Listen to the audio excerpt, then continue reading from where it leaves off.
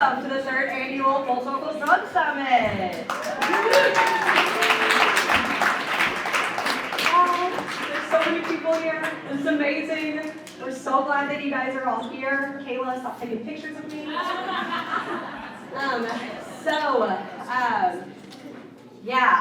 name is Rachel Caden, and I'm the director of the Forsyth County Drug Awareness Council. So the council is a coalition of community members who come together and volunteer to do drug and alcohol prevention projects and programs in our community. So the first thanks I would like to give is to our council, all you wonderful members that come and volunteer services to help out with drug prevention. Thank you guys so much.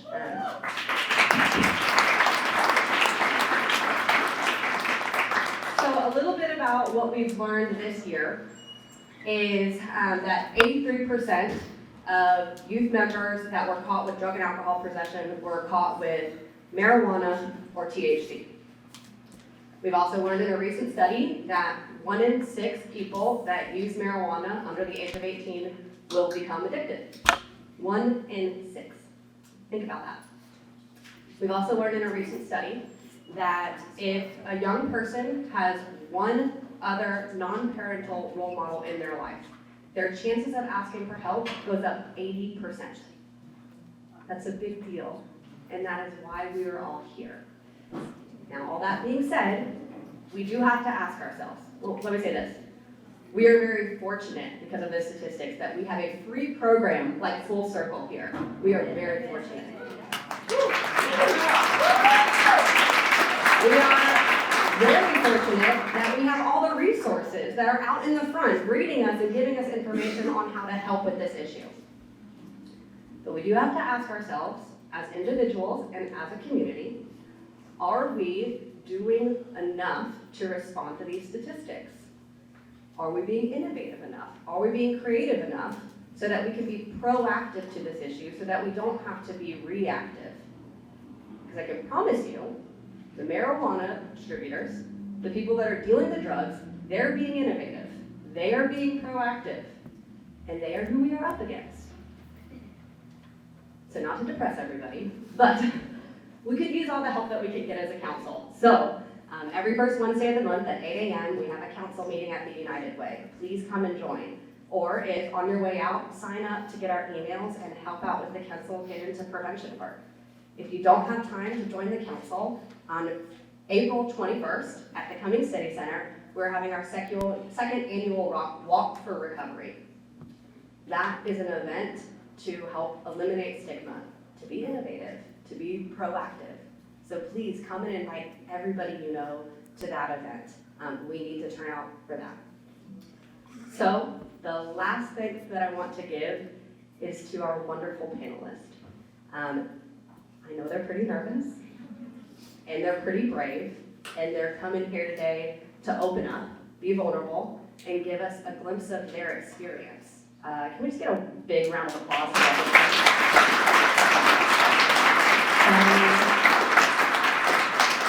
I don't know if that made it work, sorry guys. But I just gotta say, we are very grateful that you guys are willing to do this. Your voice really is the one that matters, and we are all here because we love you, and because we just want to help people like you. So thank you, for real, for being here. So that being said, I'm going to turn it over to the National Director of the Full Circle Program, AJ Dressel, to tell you a little more about Full Circle. Thank you and welcome. I'll be brief because I know y'all really want to hear from these guys. But I wanted to start off by thanking all of you for being here. I know Rachel already did that, but it really does take a community to bring these kind of resources together and to be able to provide services like we do and all of the wonderful programs out there. And I was thinking about this because we started in Tempe, Arizona in 2010, and Full Circle was created as a small little ministry at a church, and I think the man who started it really kind of went, this will be great. It'll be a little cool thing in our community that'll help some families, and that's it, right? It'll be this awesome thing in Arizona. And then before you know it, it has taken a life of its own. It has grown to, we opened in Kansas City in 2015. We opened here in 2019. We opened in Denver in 2019, opened here in 2020, and now we're currently opening in Charlotte, North Carolina this year. So we're extremely grateful for the growth. Obviously, the need for what we do isn't going anywhere, and just really grateful for having a community like y'all, because that's why we came to Georgia. Y'all welcomed us with open arms, different programs in the community, different people, Commissioner Mills, having the support that we've had throughout this journey has allowed us to continue to keep our services at no cost. And we realized that Full Circle is just a lot of times a stepping stone or a starting place, that we need the wonderful programs outside and programs that we partner with throughout the years to help get our kids to treatment that they need or counseling that they need. Support services other than Full Circle. So again, just want to thank all of y'all. It really does take a village to raise a child, and it takes all of us coming together to support one another and make this thing work. So with that, I'll turn it over to Mike. He's our program director here in Georgia.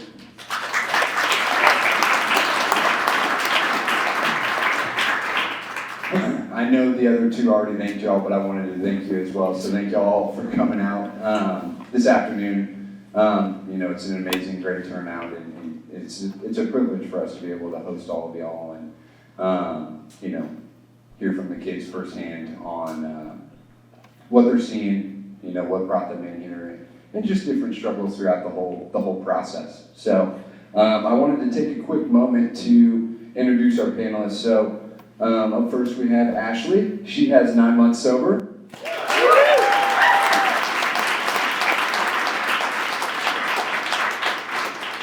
In the middle, we have Mateo. He has 35 days sober.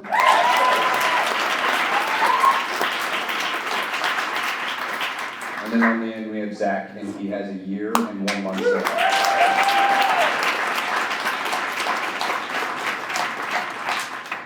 You guys are going to do great. Sweet from college. So the way that the event's going to kind of roll, so we're going to start with the kids, and then about halfway through, we're going to switch over to parents and professionals. So for our professionals this evening, we have Matthew Meyer, who's the director of the Insight program. And then Gabby Bright, who's she works in the Forsyth County School District as a substance abuse counselor.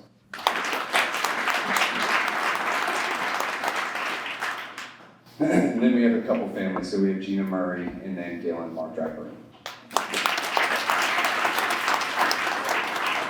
So one last quick announcement. So the church up the hill is having service this evening, so we're going to have to do a pretty hard stop right around 6 this evening. And if you guys are parked on the blacktop up there, we're just going to need you guys to skedaddle.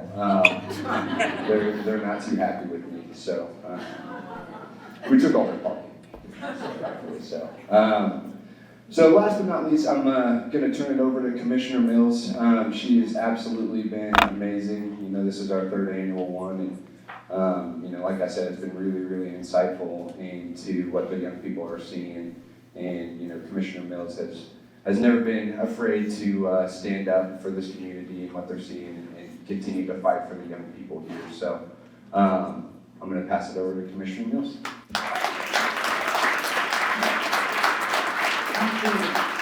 Thank you all for being here, and I wanted to ask, if you are an educator or work in the school system, would you just wave your hand? That's awesome. That is truly wonderful. Thank you so much. Thank you. I think lots of times we have, people will think, the schools have just given up on kids, or the schools are not here, or the schools, something that is obviously not true. They don't have to be here, and they're here because they want to be, and they care about kids, and they love y'all. They love all the kids, and they want all kids to be successful. I do want to mention before I get started, and I don't want to make this be political, but yet it is a very hot topic right now, and it is with the Board of Commissioners. We voted several times over the last 4 years when we received the ARPA funds. That is the rescue recovery money. We received $47 million, and It was slated that 30 million would go to mental health, it would go to a crisis stabilization center. We hired a lobbyist in DC. I was sent to DC to make sure that that was within the guidelines it was supposed to be. The money was originally said it needed to go to something COVID related. It wasn't, it didn't come out of your property tax. You know, it was sent directly from DC, which you could argue and say, well, maybe that came out of your federal taxes, but they've got a lot of revenue streams. So when a commissioner, my fellow commissioner says this is Forsyth County's money, yeah, maybe not. I mean, it came to us, but we were supposed to spend it, and everybody that works within the drug recovery community and the mental health community and a lot of people in the schools, this was supposed to have 11 beds for kids, and this is crisis beds that are in, not used liberally, not easily. It has to be a real crisis going on. It's typical stays 4 to 7 days. And our board, and we've got a couple of new board members maybe that wasn't a part of it, but they have now done a turnabout.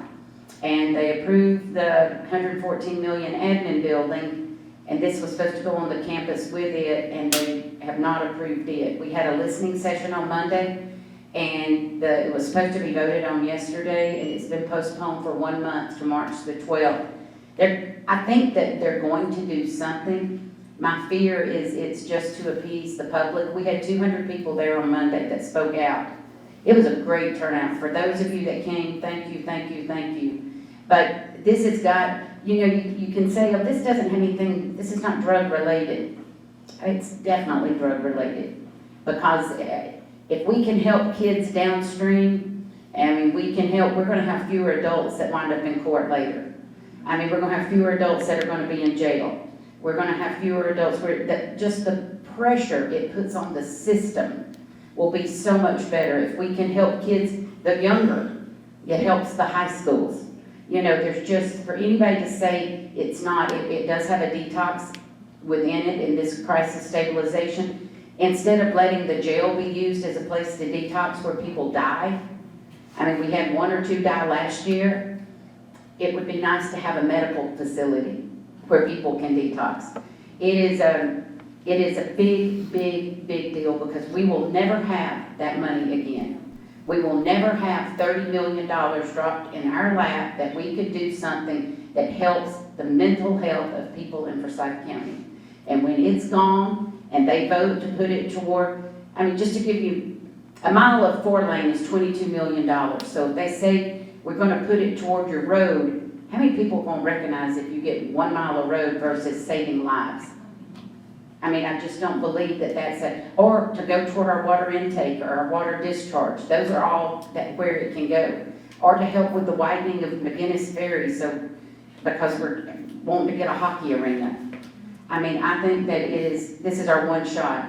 So if you feel, write an email. It'll probably be deleted, but you don't know. It might make a difference. Especially you that work in the field. That are around kids. I felt like we didn't have much engagement from the school system, and I think that anything we can get that says, I'm a professional, I see this, and I just think it's relevant to today. So I will get started. All right, kids. I warned them, I'm not good at staying on script. I'm so grateful that you are here and that you're willing to share your story. And I told them before we started that you never know how much you might help the life of somebody that's here. And I think that one of the great things about recovery is sharing your story makes you stronger and it makes other people, it helps them too. So what age did you start getting high? I was 14. I was 12. Oh, God. I was 14. So was there any drug education that you had prior to using, and how did it affect your decision to use or not to use? Well, I actually didn't, so it didn't really give me any education on like how bad things were and like how it could affect you in the long run. So yeah, I think it was pretty shit. Not good that day. They didn't give me any education about it. For me, it was the DARE program at a young age, and I remember just putting on the goggles, the drunk goggles that are supposed to make it like say that you were drunk.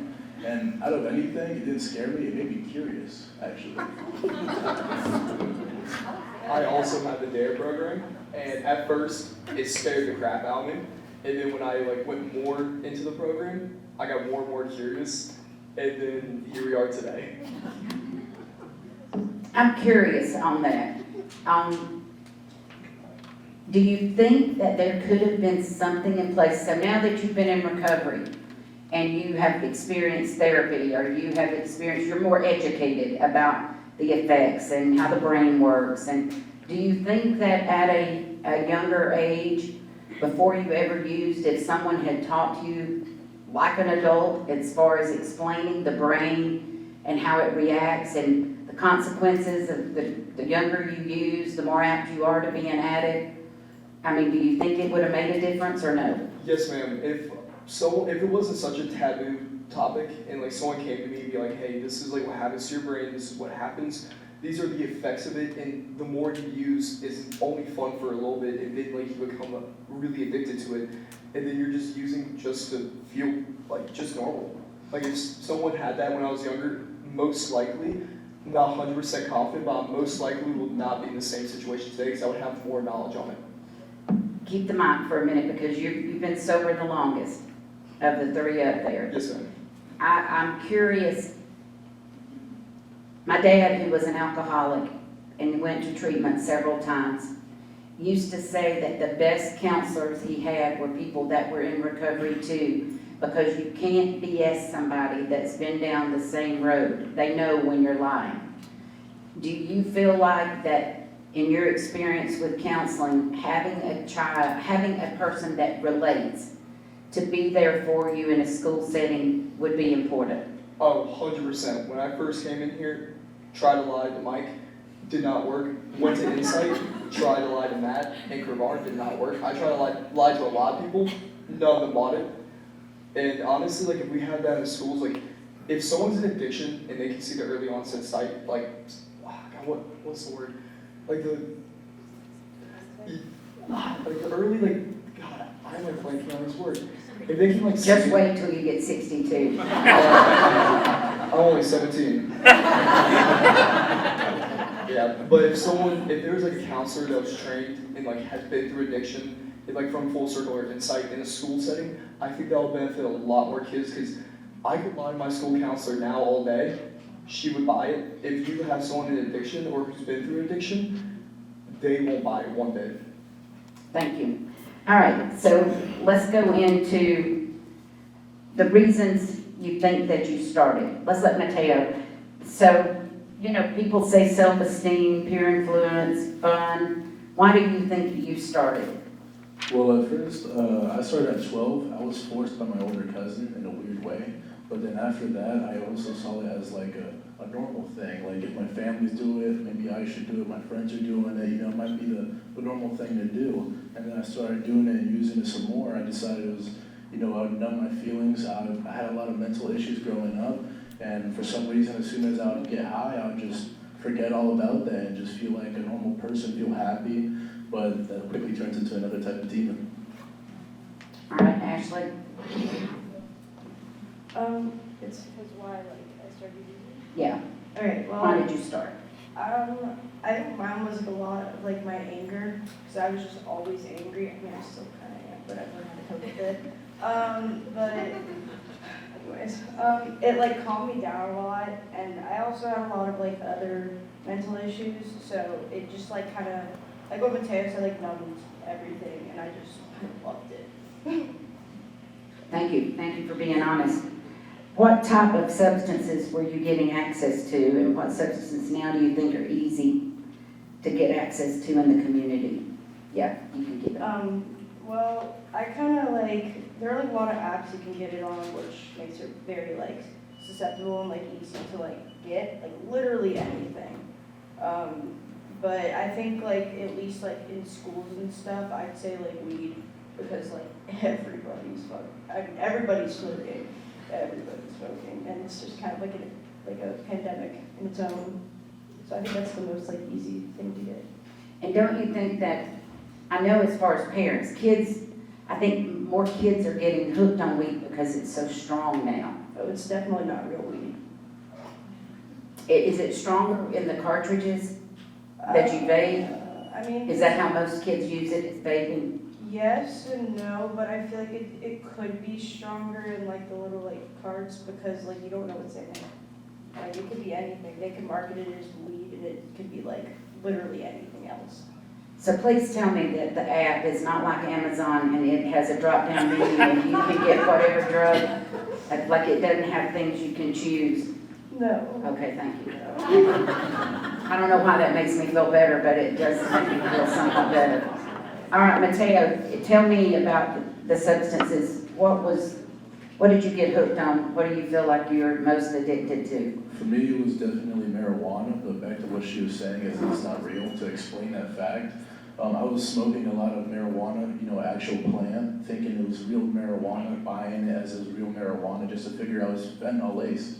And my cards were fentanyl laced, and everything that I was smoking with my friends, and I gave this out to my friends, like, if I was the priest of weed, right, I would give it out to them. They'd be like, yo, try this is really good stuff. Later to figure out I was lacing my friends without knowing, Yeah. I relapsed one of my ex-friends that were a fentanyl addict just because I thought I was buying real weed. And it's everywhere, it's in the cards. I mean, you have to also realize, we live in Forsyth, County, Georgia. There's no medical marijuana anywhere clear or close to us. Closest is probably like LA or something. Whatever we're buying is not real, that's the truth. I thought I was buying the realest stuff. I thought my friend, my plug, and everybody that I was selling and buying from was like, yeah, it's the real stuff right here, man, just to figure out I was getting laced my whole life. Well, and I think what Rachel said earlier about the drug folks being ahead, like they're a step ahead no matter what we try to do. We've tried to do some ordinances in our county that tie the vape cartridges and vape things to the alcohol license to make it really a pain for our convenience store owners. And then we did another ordinance that if it's a get high product, and this is for y'all, if you see being sold in a store and it's got marijuana leaves on it and it's advertising to get high, that's illegal. Our sheriff's office should be getting rid of that because we have an ordinance adopted for that. It is, I know an ordinance, that's the scary thing, is that every time you create an ordinance, they come back and create something. That's why we had to go for marketing instead of the components in the product. But because by the time the sheriff's office sends it off to wherever they analyze the drugs, they've already changed the compound again. And so it's like we can't keep up because they are ahead of us. But I think that one thing that we can encourage parents to do, don't order these things and don't give your kids access to your credit card to order Amazon or order these products online. We can do things in the store, but we can't control, what people order online. And I think sometimes, and I don't know that this is truth for our law enforcement, but I think sometimes even in the schools, the problem is so massive that no one knows. I mean, it's like you said, all kids are doing it. And it's like, I can't win on this vaping thing, and parents give into it, and they don't know what's in the cartridges either. I mean, it'd be like, I keep my grandchildren, and I always ask the parents, how much medicine should I give? And we're so careful with what we're putting in the mouth of our babies. And then our children become 15, 14, and we think what they put in their mouth doesn't matter anymore. Like it can't hurt them, and it can't hurt their brain, and it can't. Y'all are sitting up here proud in where you're at in your addiction, in your recovery. You didn't wake up and become an addict. Tell me a little bit, Mateo, about how you became dependent upon the drug. To begin with, as soon as I saw all my friends doing it, and as she said, as everybody's doing it, everybody really is doing it. It's out there, the straight A students, the gold star students, the teachers' pet, they're all doing it, and it's really weird, but beyond that fact, I started to normalize it. The same with my music, the people I was listening to were doing it, the people I looked up to were doing it, to the fact where I was just like, okay, this is the normal thing. And what became the problem with me is I thought in my head that, if it's okay, everybody's doing it, and I'm doing it, then why is my parents mad at me for it? You know, I feel like this is the right thing I should be doing. To the fact where I became delusional in the fact that, you know what, they're the wrong ones here, and I'm not, you know, I'm just doing me, let me do me. But I wasn't even smoking real weed, thinking I was smoking weed, and the worst it got, I got my friends hooked onto it. They thought it was normal because I was doing it, I was their leader. And then to the fact where everybody was just normally doing it, I thought it was a great thing. I thought, like I said earlier, the priest of weed, I used to go out there and just say, hey guys, actually it's not a bad thing. Look at all these good things. But we're 15, we're 16, our neurons are still growing. My brain is probably so messed up from that, and I had no idea what I was even smoking then, so probably worse than I think. How often were you smoking? Well, with the cartridges, it's a lot more available. With the cartridges, I was smoking usually 3 times an hour. 3 times an hour. I'll go high all the time. I'd go to school high with Gabby. I'd go to her meetings high, and I'd be in the delusion that, you know, I was just, you know, normal. But with plant-based marijuana, it's a lot harder. My parents are a lot more strict. Hey dad, hey mom. But with that, it was like twice a day or 3 times a day. But I'd have to go out, find a spot, take my car, rest in peace my car. But yeah. Where would you buy your cartridges? My friends and really anybody. It's because a dealer's mind is just, you know, they'll make an extra revenue. They're gonna get it everywhere. And for me being Hispanic, I used to hang around a lot of Hispanic people just thinking it's the normal thing to do. Sadly, most Hispanics, you know a person or their parents or somebody like that. And then I was just able to get it here, even to the fact where I was connecting some other people that never done this to the right people. I would get it from teenagers my age, younger. I remember when I was 16 buying off a 12-year-old. All right, Drew. I mean, not Drew. Zach. I think you should have been named Drew because I keep wanting to name you and call you Drew. So, what type of drugs did you use? I used a lot of marijuana and a lot of mushrooms. And where did you get it? I first started buying it off from people at my school, and then I went on Telegram, spent like maybe 30 minutes on there, and drove down to like Marietta, Roswell, would buy some weed, and then we go to Atlanta, buy some weed, really anywhere. I didn't really buy anything up in Forsyth County. Why? Just didn't know people up in Forsyth. I just knew people in Milton because that's where I go to school, even though I live up here. And I just would smoke with my friends after school and buy from people in Marietta and like Atlanta. What made you decide it was time to get clean? It was a collection of things, really. It was just more of the fact that, like, I kind of realized I've not been sober since I was 14. Like, not a single moment in my life I was sober. I was, like, a full-on crackhead. Like, when I wouldn't have it, I would, like, rob my mom of money. I would even, like, steal money from my grandma, who was, like, lived in my house at the time, my sister. I would tear apart the house just looking for, like, a little bit of it just so I can smoke. And even just getting quarters together just so I could buy, like, a little eighth of weed just to be okay for the night. Did you like yourself then? Or did you think about liking yourself? I was so numb, I just had no thoughts. I honestly was just smoking just to survive at that point. I was just trying to like just go through the day, just get through my life. And and like now I look back, I hated myself, but at the moment I was so numb, I didn't really care. How do you not, and any of y'all can answer this, how do you allow the shame of the past? How do you allow the disappointments that, or maybe broken relationships, or the bad things that you can see now? How do you allow those to propel you into doing better instead of holding you back and pulling you to do more? Oh, so you see the beauty of this is in 12 steps.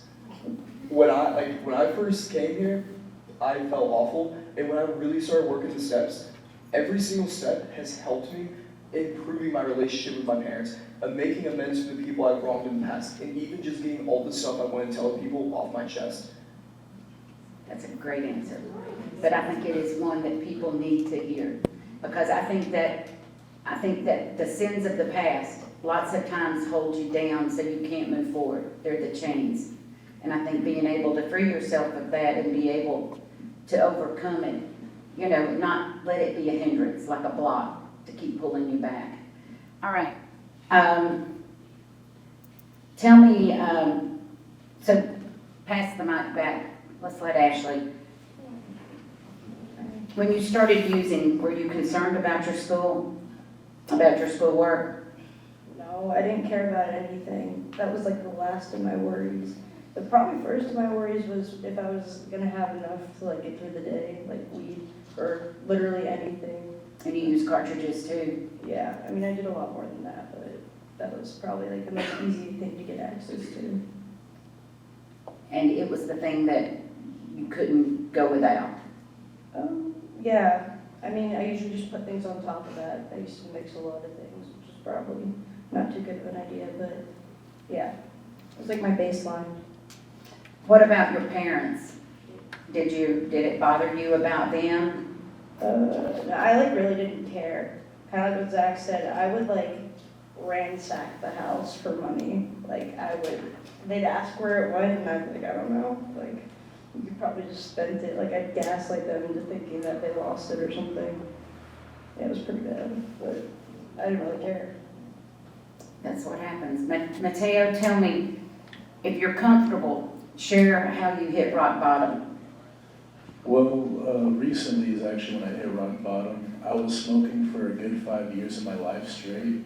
But I thought I was a smart person about it. You know, I thought I was a drug addict that could at least be stable, like a functional drug addict. But I was always admitting my addiction to people, but I didn't think it was anything bad. I thought it was just a normal thing.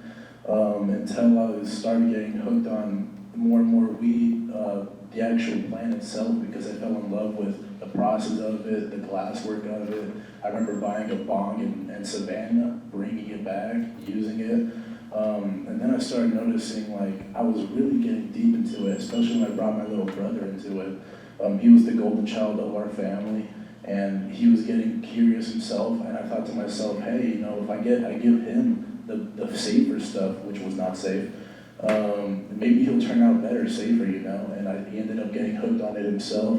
We were both smoking weed together. We would do dumb shit together. And then it started affecting my parents. My dad and my mom would see it every day. Every day my mom and my dad would just, you know, like you said, blind love. They would know that I'm high, but they wouldn't say anything, just hoping one day I would change. And then it all happened, I think it was Christmas Day. And I was buying a bong online on eBay. It was a beautiful piece of work, but I bought it. It was $50. I didn't think anything of it. I was gonna go pick up my friend, drop him off, and I forgot that my dad could see what I could buy on my card. And my dad saw it right there, and then my dad went up to my computer, and then there was all the bongs I was looking at, and my brother was calling me, because my dad was about to call me and go throw down with me, but then my brother calls me, he's like, hey, you know, hide your stuff, hide your shit. Then my dad snatches the phone out of his hand, he's like, whoa, why are you covering for him? So that's when I came home. My dad told me to put the keys, my phone on the table, give him my passcode to my phone, and I had everything on my phone. I had a Netflix documentary on my phone. I had a climax, a beginning, an opening, everything was on my phone. Even the day before that, I had a video of me scaling out 40 grams on my parents' porch, and that destroyed them. Even after that fact, I was so numb with my own feelings. Being sober, I was like, you know what, maybe it'll just pass through. But what really got me was, I think it was New Year's. My older cousin Sebastian, the one that first introduced me to marijuana at 12, he's been sober for a good bit now. He pulled me aside. I was waiting for the talk all day, you know, because, you know, you're at family event, the whole family knows what happened. My parents showed everybody everything. And then he pulled me aside. He's like my older brother. He was like, dude, sorry for the language, but he was like, what the fuck are you doing, bro? You're like my brother, dude. Like, I can't lose you like this. You're like, what are you doing? And he gave me a whole speech, and it hit really hard because that's like my older sibling. That's the guy who I look forwards to, and he's just telling me that, you know, he's worried to lose me. And I was like thinking to myself, I was like, where am I going with this, you know? Where does this end? And it ends with me having no family, no friends. My friends weren't there for me. You know, it was just me and weed. And that wasn't fun, being in the forest, cold as hell, you know, it sucks. And then that's when I decided to come here full circle with Gabby. I got a few people that recommended it, and then here I am, and here to stay. Good.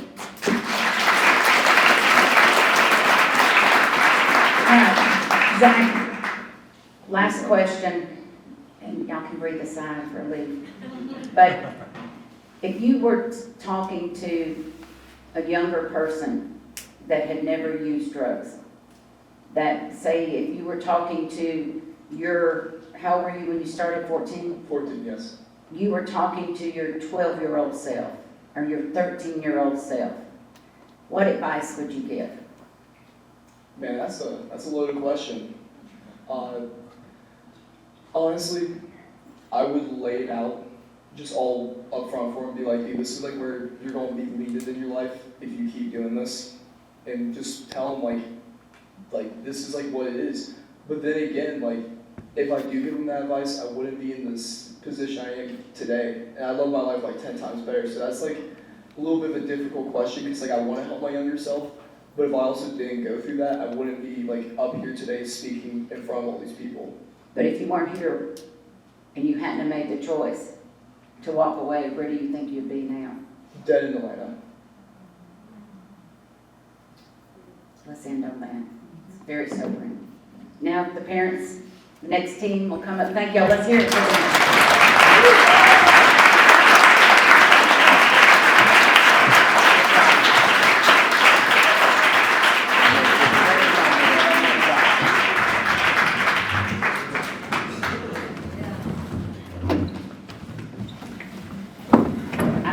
I don't know which is harder, being the parent or being the kid. So let's start with the interventionists, the people that work in recovery. Maybe. Yeah, let's start with you guys. What would you tell a parent that caught their kid using drugs for the first time? So that's a common question. I give my personal experience because I think it answers this question adequately. I had wonderful parents who were really involved in my life, that brought me up with all the right morals, all the right values, and were also uber aware of me being kind of a high-risk type of kid. And I got high for an entire year before they caught me one time. And by the time they caught me one time, it was because I was so far into it that I had gotten sloppy. And so, in my line of work and all my years of doing this, usually when I have a parent bring me their child because they've caught them using, 1 out of 10 times it was like the kid was really unlucky and got caught the first couple times they got high. 9 out of 10 times it was because the kid got sloppy. So if you have caught your kid getting high, there's a good chance that there's more going on. And taking them to a professional to get evaluated is probably the next best step. All right, to the parents, if you'll pass it down. When you first caught your child, and going with this same question, did you think, honestly, it was the first time, or they probably were did you want to believe them? Okay, I'll be completely transparent here. When I first caught my son, I didn't think it was as serious as it was, because I said, okay, well, he's in high school. Most high school kids try alcohol. Most high school kids try weed. But that wasn't the case. It continued to get worse and worse, and then I'd find pills in his room, and he wouldn't wake up. He'd be napping at 3 o'clock, and I couldn't wake him up, and he'd be passed out with a vape on his chest, only to find out it was weed with fentanyl in it. And then things just really snowballed from there, I would say. How about y'all? No, I didn't think it was the first time. We had seen changes in behavior that were really kind of alarming to us. And we kind of knew through the grapevine things were happening at school, so that definitely made us alarmed. We didn't know to the extent of what she was using, and things that we never even heard of. I mean, just so naive, like we didn't understand. We were not educated. We didn't know. Keep the mic, and I wanted to ask, did you feel like when you were in the midst of it that you were behind on the education of what was going on? Like, how did you try to educate yourself to know?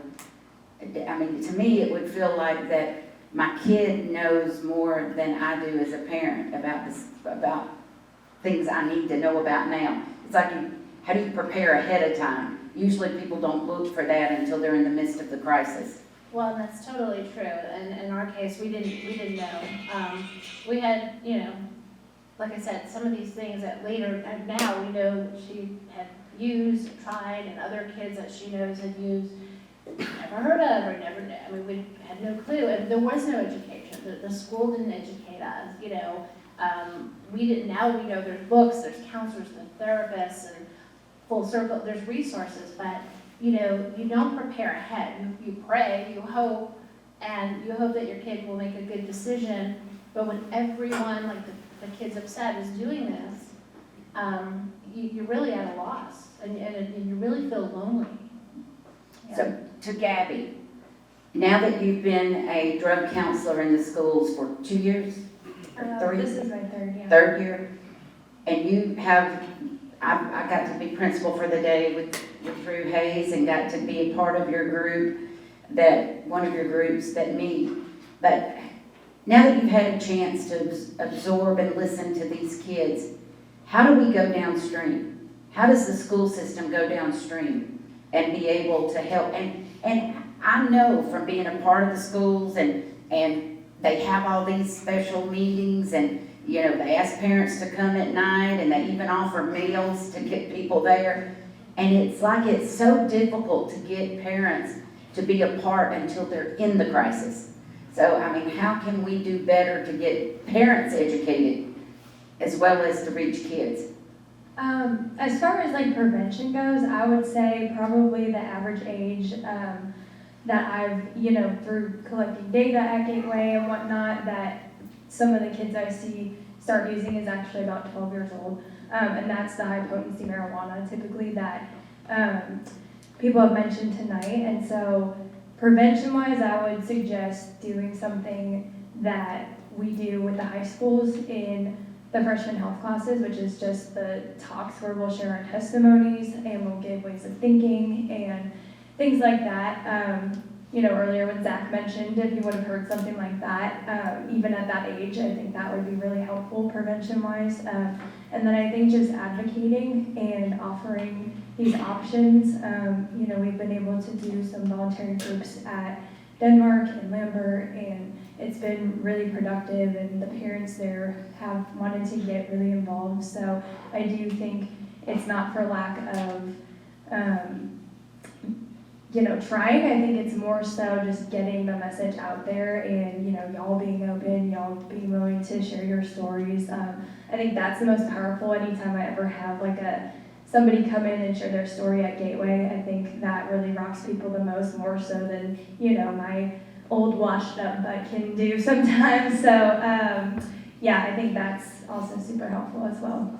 So keep the mic for just a second, because I think that if we can end the stigma, or we can help with the stigma that my child will never do that, my child will never, or the stigma that we don't need to tell kids about these things and hopefully they'll just never find it out.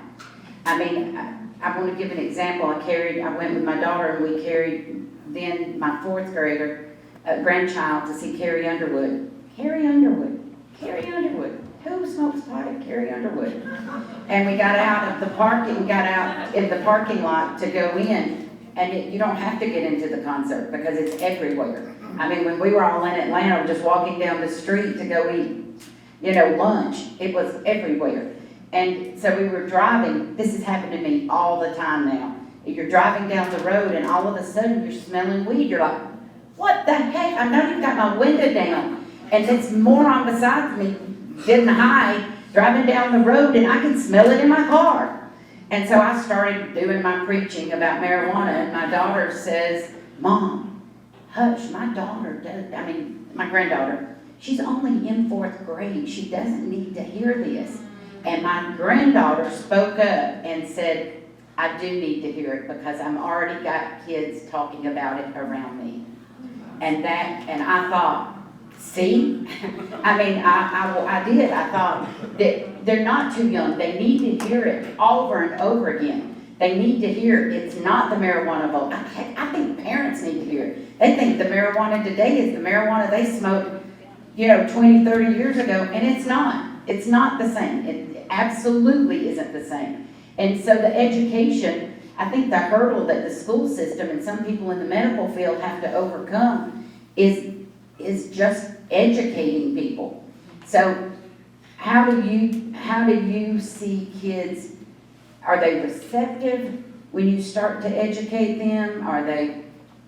Absolutely. I think, I actually think Forsyth County does a really good job with their policy of zero tolerance. I was talking to someone earlier about how, getting caught, getting sent to Gateway can actually be like a bottom for a lot of people. I do think that my role, would you have talked to me if you thought I was going to get you in trouble, probably not, but, just having that in place. And then, I do think a lot of times, just having me there, even if somebody doesn't have the means to access to resources, we can still slowly get them to at least cut down on what they're using. But kids typically are pretty receptive. They're usually like, when I walk into a classroom, like begging me that it's, that I'm there for them because they want to, talk to me, or even if it's just to get out of class, I can work with that, so, yeah. All right, let me go back to the parents. So Gina, if you're comfortable sharing, what happened when you hit rock bottom and decided to reach out for help? Well, my You wanna rock share your bottom story? was pretty bad. At the time, my then ex-husband was an alcoholic and an addict. Zachary was actively in his addiction. And my house was out of control, completely out of control. And I made the decision for my daughter and I to move out. And I went to Zachary and I said, listen, your sister and I are moving out. I can't live like this anymore. You have two choices. You can get sober and come with me, or you can stay with your dad. And a couple days later, he came to me and said, Mom, I need help. I have a problem. But it was, when I say my life was out of control, I don't even think there's words to explain how out of control it felt. I had no control over my son. I had no control over my ex-husband. And our house smelled like weed all the time. It was just horrible. And I had to make a drastic step to change my life and to get us in a better situation and to save my son too. And after you made that choice, was there still struggles? Was there still? 100%, yeah. So I think that that's important for people to understand that it's normal that even when you take steps in the right direction, it's just not like a magic wand that turning on the light and it's just over. Yeah, that was the beginning of a very long journey, and my son's actually Zach, so he's a year sober, and it's been a lot of ups and downs. I honestly could not have done it without Full Circle. He went to Insight as well, and it's hard. It's not, you don't just make a decision to get sober and then you're magically sober and everything's great. It's a really hard journey for the parents and for obviously the children. How do you build back trust? That took a while. I think working my program, because the parents have a program to work, we also have the opportunity to work steps similar to Al-Anon, and separating myself from Zachary and understanding I don't have control over him. He is his own person. And slowly trust came over time as he worked his steps. He started making amends, started to be honest. He came clean about stealing money and lying and, just working my program side by side with him working his. I think over time that helped trust to really be built back. All right, Mark, let me just ask you, what advice would you give to parents that are at the beginning? Find a good support system, a good therapist, counselor for your child as well as yourself. I realize that if whatever your child is telling you, it's not the truth, it's not everything. And be willing to admit that they are doing what you do think they're doing. Don't live in denial, because if you try to deny it, it's just going to get worse. And what Gina said too, realize too that they are their own person. You can ground them, you can yell at them, you can go through their room, you can do anything they want, but until they're willing to admit they have a problem and ask for help, nothing you do is going to help them. So you have to have your own support system too, and your own help. I mean, my wife and I leaned on each other, but we also had counselors that we went through to try to deal with it. And I think that's important, what you just said about leaning on each other, because a lot of families split up. Yeah. A lot of the blame starts being placed on one spouse blaming the other, the kid probably grinning, thinking, oh yeah, that's great, they're not blaming me. But it creates, like you said, this perfect storm within the household. And then all of a sudden, at times it might be easier to play the blame game than it is to, lean on each other. Yeah, I don't think we ever blamed each other. I think we both lived in denial, for sure. But it wasn't really until Ashley admitted that she wanted help. And then she even said, I need to go somewhere because I can't stop this on my own.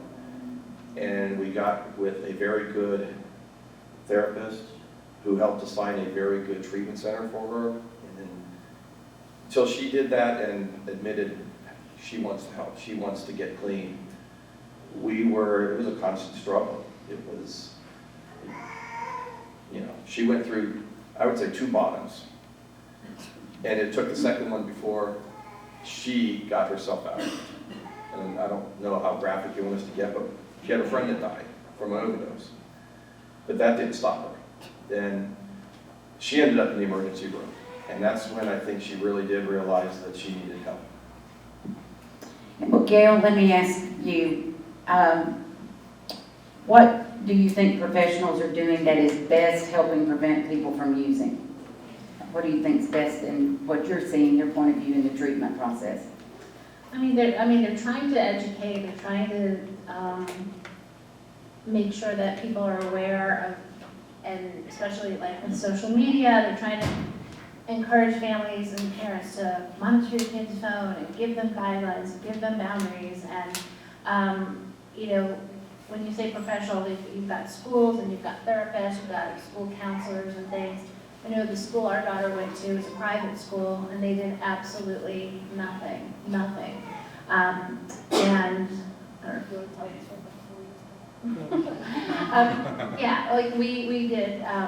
We tried to intervene. We tried to encourage the schools to really do more, and they just sort of swept it under the rug. Not here, not at this school, they didn't want to know. As far as what the professionals are doing, I think more and more are wanting to do more. They're trying to, look at the turnout, they're trying to educate themselves as much as they possibly can. And I think there's a big gap there. And I don't know if they know how, because there's such an epidemic, it's everywhere. Pass it down to Matt, and I want to ask, and you running inside and dealing with the kids for many years, we all know you're getting really old. I know. I know you told them. I couldn't resist that. I'm not totally young anymore.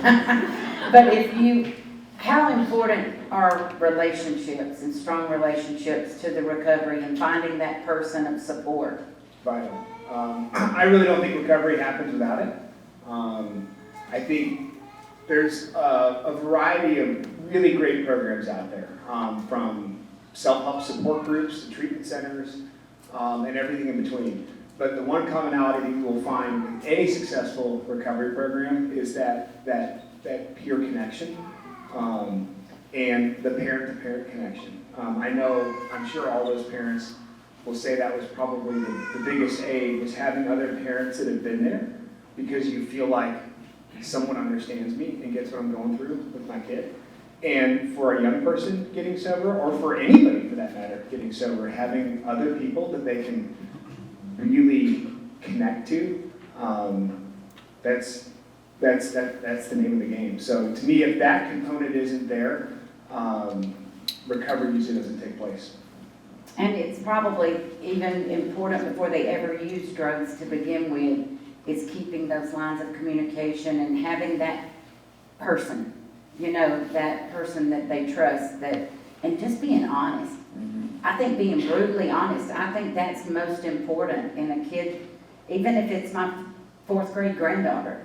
Yep. I think just telling the truth about things, don't let them discover things from the uncle, or from the cousin, or from the other, let it be that they hear it at places like this, and we gotta figure out how to get in front of more kids at a younger age. I know the school system is hesitant, they're way more open to it than they used to be, but the younger age, they just don't want to be yelled at by parents, and told that they're doing the wrong thing, and how dare you tell my young kid about drugs. I think getting to the kids is critical. I think the message and the way it gets delivered is also critical, because if the message is the teacher on Charlie Brown, it won't work. And oftentimes that's what happens. Yeah. So the messenger is really critical in that delivery. And I also think educating the parents. You had made mention, Forsyth County Schools has been really open to trying to deal with the drug problem that's everywhere. I work with counties, North Fulton, Forsyth County. I would say from an innovation standpoint, it's probably one of the more open school districts in trying to deal with prevention and helping kids that do have drug and alcohol problems. We put together a drug and alcohol education night for a Forsyth County school. And the school putting it together was nice enough to order food to entice parents to show up. And you know how many parents came? Zero. So, that's part of the problem is people are tuning it out. And this, to me, that should be one of the most important, along with social media, it's kids and drugs, I'm a parent, I want to be there. And there was 0 parents that showed up. Maybe if the teachers would tell the kids they'll get 100 extra credit grade if they bring their parents, then maybe the kids could get the parents to come. I'm telling you, you gotta be innovative. Or work it into a night that the parents are required to be there. Yes, when they're already there. All right, we've only got 10 minutes left. Does anybody have just a burning question that they'd like to ask somebody up here? Just shout it out if you do. Anything to the folks that work with this and with others? All right, I'm going to put Jennifer Johnston on the spot. She's going to kill me. But Jennifer has worked in drug court for how long? 20 years. Are you seeing any changes, or is it the same? Is it almost everybody that goes through drug court say they get their start? And what do you see? No, I haven't been surprised yet. I'm not down paying for stories. I appreciate what you said, but nothing has surprised me. Most of what we see we're working with adults, so 17, an adult, and up, and nothing's different. They all started when they were 10, 12, 14, similarly here. So it's the same concept. I was thinking the same thing you're thinking, how do you get the message? I've got a 5th grader and a 3rd grader. My kids are educated, I can promise you, because I'm on them all the time about what they're doing. They're afraid to take a pack of gummies from their friends at school because of drugs. And they come home and say, I didn't take the drugs, Mom. I know I'm educating mine, but it's because I'm terrified, right, of what I see every day. And I don't know how to do what you're saying. It's real frustrating because if they knew at 3rd and 5th grade, maybe they don't get here. So I agree. I'm in the same question mark that everybody else is in, and I don't. And it scares you because you've got young kids of your own. Terrifies me. I've got alcoholism and addiction in my family, so I'm up nanny that it's gonna happen, and so I'm terrified from that. And also, I just don't know how to get the attention for families when it's so cyclical. I've been here for 20 years. I've seen the kids with no parents, and I've seen the kids of the parents. And so it's hard to watch. Thank you. Susan? And Cindy, we've said so many times that we could get to the open houses, that way, when school starts, they're already there. The principals will let us be there for the open houses, they're there, so just, if they let us speak, someone to speak about it then, you'd already have the audience. But I think we tried that, right? We're always available, and I think having the drug counselors in the school is helping tremendously. There is a great worry though, because our Forsyth County government has paid for that. This is the second 3-year. We did a 3-year trial, and we had money. When I brought it up, Matt and Drew Hayes and myself, we were like, we gotta find a way to get to the kids before they get to opiates. If they get to the heroin, it's so much harder. And maybe we were sort of giving up on the marijuana, but we weren't, because we were trying to educate, but we knew that we couldn't it was going to be really hard to get into middle school, or it was going to be really hard to get definitely into elementary. And so the goal, even with the CHAMPS program, is that there would be some education at the elementary level, and then there would be a night that they would graduate. This came up with Piper. And that when Sheriff Piper started the CHAMPS program, and it was always that we would get to a point where we would have a graduation, because parents will come to 5th grade stuff better.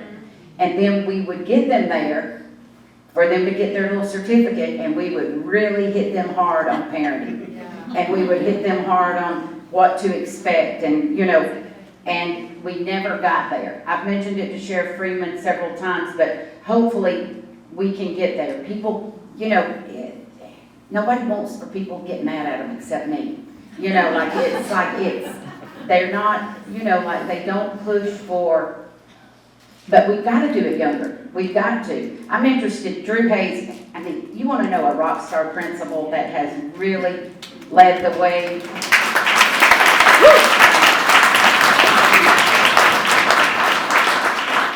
To put you on the spot, how can we get downstream? Mitch Young said we need to get downstream. How do we get downstream? You are the example of your children. The number one job of everybody is to be a role model for his father. We have either forgotten that or we never fully understood. So every time I get in these conversations, because it's always somebody else needs to do this and somebody else needs to do this. No, I do. And you do. Neighborhoods need to be clear with one another about what we want for our children. And we need to be supporting our neighbors. And we need to be supporting your children. We have been lied to that marijuana is okay, or that honestly, and we can get in this debate, how okay alcohol is, one way or another. We all need to be healthy, and we need to be honest about it. And what happens is we do these things over and over and over again. Can't have the conversation because we're so busy trying to look good one way or the other. My children and I have very frank conversations about all this. I have 2 kids that live with me in my home. Their mother is a crystal meth addict, and we have temporary custody of both. We talk about all of these things. Just honestly, you shouldn't have this conversation with Andy. His mom's dealing with it. He's got to know. Like this is where it is. I think for me, it's about straightening your life out first. Again, because if you're not right, you're looking for somebody else one way or another.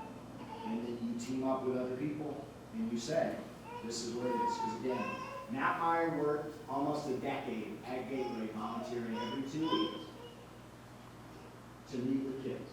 And the only reason why we have any of the other stuff that we have is because he did that, and that gave me enough wiggle room to then push to do the other thing, because I could point to what he was doing there, could look at somebody who committed to us and say, no, we need more. Okay, well, what's more? And let's go in that direction. We did a summit for alternative education.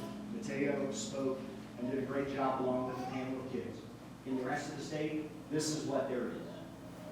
So you're sitting in the place that's trying to do it. This place right here, Full Circle, is a godsend. I donate money to two places, my church and here. And it's because I want to know that any kid who can't afford it or family that can't afford it, they got a place to be able to go. And then I can sleep it, right, in terms of where that is.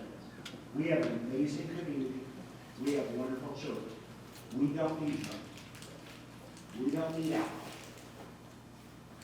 We need to spend our time and our energy with one another, doing things that are good for us. And nothing else is okay. It's just not. And I'm not being mean. I have all kinds of family and friends that are doing whatever, but my neighbor, I'm like, you can end this foolish conversation. I love you. If my child goes into your garage and smokes weed, you and I are going to have a problem. And then that's where it is. So anyway, super grateful to hear. Super grateful to y'all. Gabby has done just amazing things with kids. But Gabby, thank you so much. Gabby and, I just went blank, Erin? No. Emily. I had an E. I did better. But Emily she is working at North Forsyth with Amy. They all volunteer to speak, to go into other schools that have the community school, thing like Central, and other schools that do. And so we're definitely, what scares the daylights out of me is that our grant, I don't see the board I sit on ever doing another 3-year grant. It's just not gonna happen. And so we've got to get through to the Board of Education, or we've got to find grants elsewhere, or these drug counselors go away. And I find it's very interesting when we started this counseling program, when Drew allowed it to come in and begin, he didn't have other principals asking. And now he has other principals saying, how do I get a drug counselor at my school? They finally have ripped off the cover, and said, I'm willing to. Well, I'm going to say this, and in defense to every principal, because we have great ones. You don't go to principal school, whatever you want to call it, leadership, and they go, hey, this is what you're going to do with drugs in your school. That's not in the curriculum. That's not in the whatever. That doesn't exist, right? This is all stuff that we are going through to do. So again, like anything, when it's new, you got to figure it out. And to me, to a large degree, that's Cindy with everybody. We've tried to do that. And my colleagues are receptive to, they just don't know how. And so it's a function of step by step through, and then for families going, no, this is what I want to see in my school. Like, that communication is important as well. Just like your conversation about, we're going to have a crisis center, like, your voice has to be heard if that's what you want to hear. But I even met with Burt Jones, Lieutenant Governor, last year and tried to share the idea with him that we need, when he put all this extra money in for counseling, that let it be used some for drug counselors too, because they're making a difference and they're saving lives. And I believe that with all my heart that they are. But if he did, nobody I know knows that he did. I don't think that got put in there. And I tell you, last thing, you all can be advocates for a clean community. You can all be advocates for, it is just a matter of time, and it could be this session where they're pushing to legalize marijuana again, and you want to see more problems, not less, let it be legalized. Then you've got parents that will then definitely, if they're not doing it themselves, they're going to be, well, it's legal. There's nothing wrong. And we've got, honestly, people serving in our state delegation that, I'm not saying ours, but we've got people serving that care more about the money that would be coming in from it than it is the cost. And how do you put a cost on your lives? How do you put a cost on if that you are in drug court? That you're not able to be a productive citizen. How do you weigh the expense of that? I just think that we've got to, everybody here needs to be sending letters constantly. Just put it on your reminder and send it every week to your state delegation and say, we don't want marijuana legalized. That's not what's best for Forsyth County. You better not approve it. I'm watching. You know, you don't have to make it long. Just send it frequent. Believe me, I tell them all the time. Deputy Ferraro, we thank you so much for being here. Do you have anything you want to add? Nope, great meeting. I'm at a loss for the same thing. I do a lot of the outreach in the community. I'm a CHAMPS instructor, so I want you to know we are in 20 of the elementary schools teaching about drugs, right? We do a lot, but we can't get in front of parents. I had a program that we were doing, the teen interception program. I sit in people's, in their kitchen, at their dinner table, talking to them and their children, and they still won't commit, even after they catch them using drugs, they got arrested, whatever it may be, but when they call me, and they still won't commit to coming to a program to help the family unit heal. And I'm at a loss. I've been doing this now 13 years in community relations, 17 years serving in the community. Tried everything. I don't give up. You know, that's it. We got to keep on moving. I love the attendance. Every year this grows, so it shows we are making an impact. I see students, my students, thousands of students over the years. Been teaching CHAMPS since 2014. A lot of them tell me everything I teach them comes true, right? But in 5th grade, when they're at 11, at that innocent age, they still never believe it will be them, right? So the constant education has to be there. It's not one age group. That's the biggest thing. And the unified message from parents. Parents have to be invested. Your child's safety is way more important than youth sports. That's what we are losing the battle to, if you want my honest opinion. When they're going, they spend thousands and thousands of dollars to put their child through youth sport, and I youth coach. I'm a dad, I have 2 kids in college, I love youth sports, but my child's safety was way more important than any time we spent on the baseball or the football field. And again, that's what we're losing to. That has become way more important than your children's safety. So get that message out. Thank you for being here. We love you. Yeah.